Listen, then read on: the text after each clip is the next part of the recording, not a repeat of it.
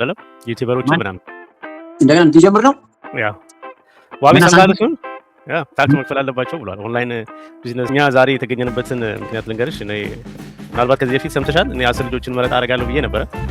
ልጆች እዚህ ፊት ለፊት የምታያቸውን እነሱን መርጫለሁኝ። 8 ይቀራሉ። ስለዚህ እነሱ አሁን በሆነ እንቀጥላለን፣ ምልመላውንም እንቀጥላለን ማለት ነው። ብትሰጡ ደስ ይለኛል። አሁን አንድ የተቸገርኩት ነገር ምንድነው እኔ ከዚህ በፊት አሉ ክራይቴሪያዎች እንዴት ማድረግ አለብኝ እንዴት ነው የሚሆነው ምናምን ብዬ ለራሴ ያስተካከልኩት ነበርና ግሩፕ ላይ የሚሰራ በጣም ብዙ ነገር ከሰሞኑን በዚህ የትኛው ጋር ነሽ ነፃነት? የትኛው ግሩፕ ላይ ነሽ ያለሽ? ብሩ አይምሮ ኦኬ እሺ ዋትስአፕ ነሽ? አይ ሌላ ግሩፕ ነው ወይ የሚለውን ለማወቅ ፈልጌ ነውና ኦኬ እኔ ፌር በሆነ ነገር ሄዳለሁኝ ብዬ ነው ለራሴ። ግን ሰው ይሄን አይፈልግም። በጣም የገባኝ ነገር ሰው ይሄን አይፈልግም። ምንድነው የሚፈልገው? በቃ መጥቶ በውስጥ እንደዚህ በቃ በቃ ምናምን ነገር ብትለው ጓዳ የምታስገባው አይነት ነገር ይመስላል ማለት ነው። ከውስጥ በውስጥ መጥቶ ይጽፋሉ። በቃ እኔን አታስገባኝ እኔ ልጀምር ምናምን እኔ በቃ እኔ እንደዚህ ሁለታችሁም እያያችሁ ነበር አሁን ትምህርት ቤት ላይ ማለት ነው። እንግዲህ ችሎታ ያለው ሰው ፍላጎቱ ያለው ሰው በዚሁ ወደ ፊልሙ ለመግባት ምን ያህል ቀላል ነው ለዛ ግለሰብ እውነት ለማውራት ማለት ነው። እጩ ሰዎች እዚህ ጋር ቢማሩ አጭር መንገድ ነው ለነሱ ወደዛ ለመግባት እውነት ለማውራት ማለት ነው። ማስታወቂያ ለመስራት በጣም አጭር መንገድ ነው። ባለፈውም ያን እንኳን አንተ ያን የመሰለ ነገር ስታይ ለዛ አይነት ደረጃ ልደርስ የምትችለው እዚህ ትምህርት ቤት ገብተህ በመማር ይሄን አጋጣሚ በማለት ነው። አየህ ብዙ የተራበ ሰው አለ፣ ብዙ እውቀት ይዞ አጋጣሚውን ብቻ የሚፈልግ ሰው ማለት ነው። ስለዚህ እንደዚህ አይነት ሰው ነው እንጂ መፈለግና መግባት ያለበት። እውነቴን ነው የምልህ። በጣም በነገራችን ላይ በጣም ብዙ ኢትዮጵያ ውስጥ ትላልቅ ፖቴንሻል ያላቸው ሰዎች ሸወድም ብዙ መንገድ አለ። እውነት ለመናገር ማለት በቀላሉ ካያቸው ሜቢ አካዳሚካሊም ሊሆን ይችላል፣ ከዚህ ከሩራል ኤሪያ መምጣታቸው ሊሆን ይችላል።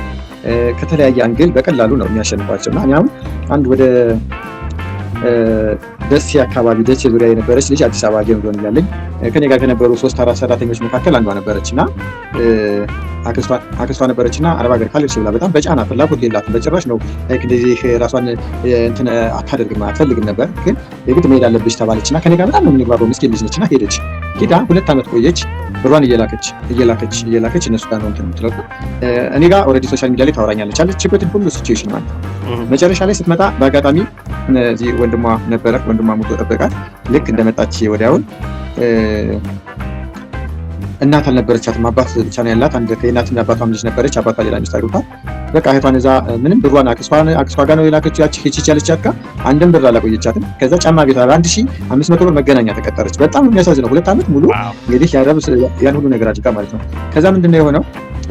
በጣም የሚያሳዝን ያቺ ገና የ22 የ23 ዓመት አካባቢ ታናሽ እህቷ ድንገት ታመምና ወዲያውኑ ታጣለች።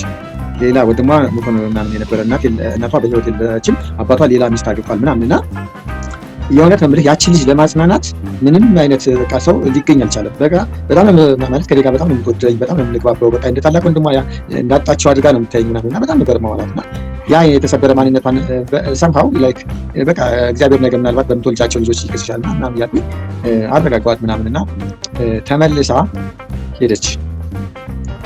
ሄደች።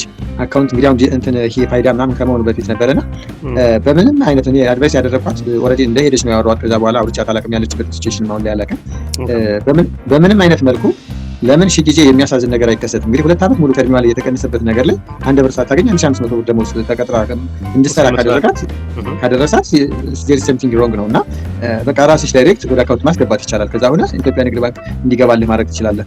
አካውንት እንሰጠዋለን፣ ደላላ ወደ አንተ የገባበትን ኦልሬዲ ስክሪንሾት ይልክልሃል። እንደዛ አድርጋ 1-2 ከዛሬ ዓመት ከምናምን በፊት እንደሄደች 1-2 ጊዜ ምናምን እንደዚህ ያደረኩ ብላ አሳይታኝ ነበር። ከዛ በኋላ ስልክ ትቀይር ስልኳን ይቀማት አላውቅም። ከዛ በኋላ መገናኘት አቆምን። 10 ዓመት ያስቆጠሩ 7 ዓመት ያስቆጠሩ ሰዎች መጨረሻ ላይ ደግሞ በቃ ተስፋ የለንም እድሜያችንም አልፏል ከዚህ በኋላ ውድ ማድረግ በቃ የሚባል ነገር የለም ብለው ተስፋ ቆርጠው ደግሞ ከዛው በጣም ለራሳቸው የሆነ ቫልዩ ሰጥተው የሚኖሩ ሰዎች አሉ። ያ ማለት ግን ፖቴንሻል እንዳልከው ስትለው የነበረው ፖቴንሻሉ አለ